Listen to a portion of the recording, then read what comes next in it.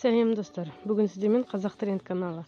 Бүгін мен сіздерге AliExpress'ке Каспий Голд арқылы қалай төлем жасауға болады, сол туралы айтып беретін болам. Біз алдымен Каспий Голдқа кіреміз. Каспий Голдқа кіргеннен кейін Мой банк дегенді басып кіретін боламыз. Одан кейін міне Каспий Голд шықты. Каспий Голдты басып кіреміз. Және мына жерде тұр оплата в интернете деп.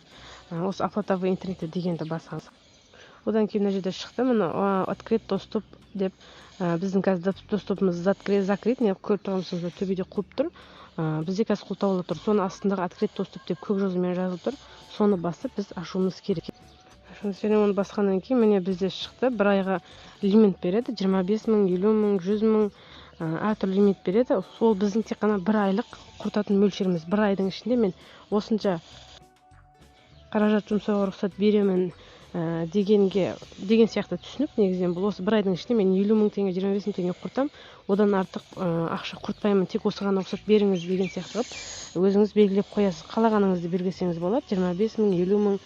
Мен 25 мың теңгелікті таңдаймын, маған сол ыңғайлы, себебі 25 мың теңге ол аз ақша емес деп ойлаймын. Одан кейін біздің Каспий Голдымызға SMS келеді, сол SMS-ті енгіземіз. Одан кейін міне бізде уже доступымыз ашылды. Енді кейінгі істейтін жұмысымыз, біз AliExpress'ке кіреміз. AliExpress'ке кіреміз, және AliExpress'тен бір нәрсені өзіміз заказ жасап көрейік. Мына жерден көрейік, не бар екен заказ беретін. Міне мысал үшін миксерге кірейік. Мына миксер біз сатылатын болсақ, бұның өзінің негізгі ақшасы 2986 теңге, және мына жерде міне доставка дейді, 24 доллар. 24 долларыңыз бізге әжептәуір қымбат, міне 10 мың теңге екен доставкасы.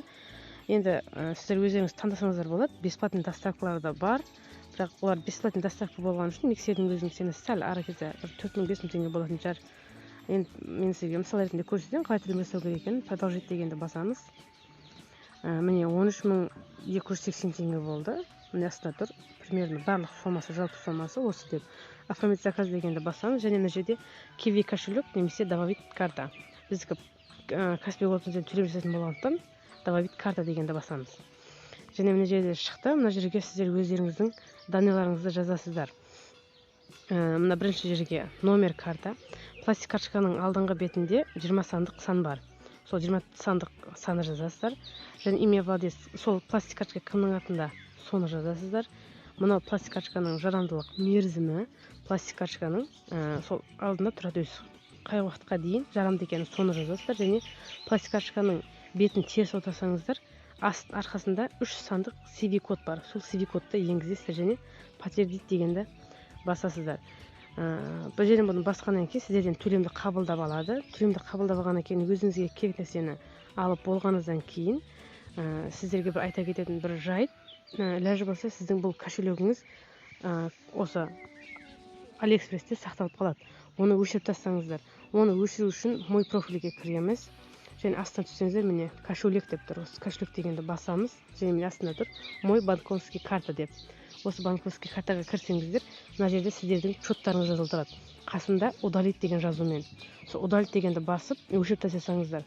Бұл сіздердің қауіпсіздіктеріңіз үшін. Сонда сіздер өзіңіздің пластик карточкаңызды қайтадан бұлардың осы AliExpress'тен өшіріп тастаған боласыз. Бұл сіздің қауіпсіздігіңіз үшін. Және дәл солай Каспий Голдқа кіріп, жаңаға доступ открыт жасап қойған ек қой, соны өшіріп тастау керек. Ол үшін тағы Каспий Голдқа кіреміз. Каспийге кіреміз, және Мой банк дегенді басып кіреміз. Каспий Голдты басып кіреміз. Және міне тұр бізде оплата в интернете деп, соны басып кіреміз. Және біз жаңа лимитті ашып қойған ек, енді соны лимитті закрыт доступ дегенді басып жауып тастауымыз керек. Міне басқаннан кейін сразу бізде уже жабылды. Бұл қауіпсіздігіміз үшін керек, бұның барлығы. Себебі біз открыт жасап қойған кезде біздің рұқсатымызсыз де төлем жасалып кетуі мүмкін. Себебі біз рұқсат беріп қойғанбыз. Бұл сол үшін қажет. Бұны қайтадан закрыт етіп жасап қойсаңыздар, сіздің рұқсатыңызсыз ешкім төлем жасай алмайды. Даже өзіңіз де бұны ашпағаныңызға дейін сізден төлем алмайды. Төлем жасап болғаныңыздан кейін сіздерден төлем алынатын болады. Қарағандар үшін рахмет. Каналға подписка басып, лайк қойып кетуді ұмытпаңыздар. Келесі кездескенше сау саламатта болыңыздар достар.